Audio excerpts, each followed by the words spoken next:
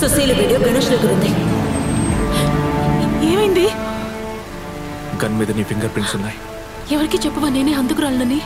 అవును, ఇక్కడికి వచ్చినట్టు నువ్వు మర్చిపో. నువ్వు జాగ్రత్తగా ఇంటికి వెళ్ళావు.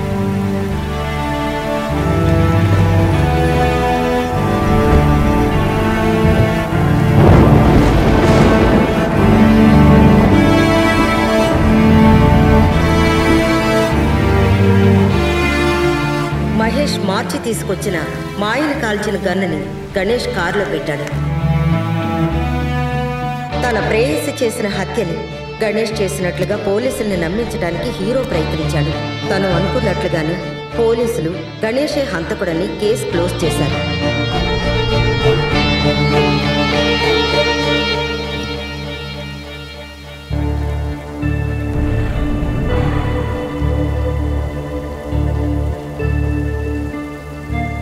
చివరికి గణేష్ దగ్గర ఉన్న తన ప్రేయసి వీడియోని వాడి దగ్గర నుంచి హీరో తెచ్చేసుకున్నాడు.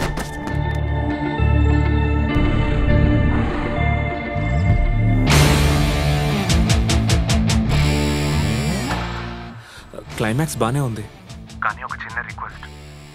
హీరో లవర్ని కూడా విలన్ తప్పుగా వీడియో తీశాడని నావల్లో రాయకండి.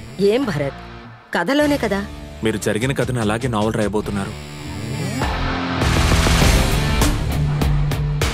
రేపది చదివిన వాళ్ళు నా వైఫ్ సుశీలని తప్పుగా అనుకోకూడదు.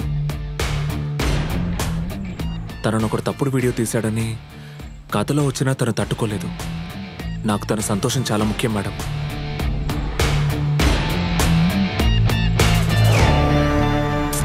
కదులుతూ ఉంటే సరిగ్గా ఫోటోలో పడరు. సరిగ్గా నుంచోండి. నీ మనసు నాకు అర్థమైంది భరత్.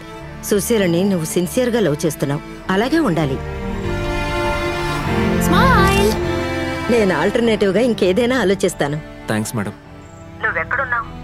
నవల్ రాయడానికి పర్మిషన్ బాండ్ మీద నువ్వు సంతకం చేయాలి. నేను అక్కడికి వచ్చి కలుస్తాను. మీరెందుకు రావడం, నేనే వస్తాను. మేడం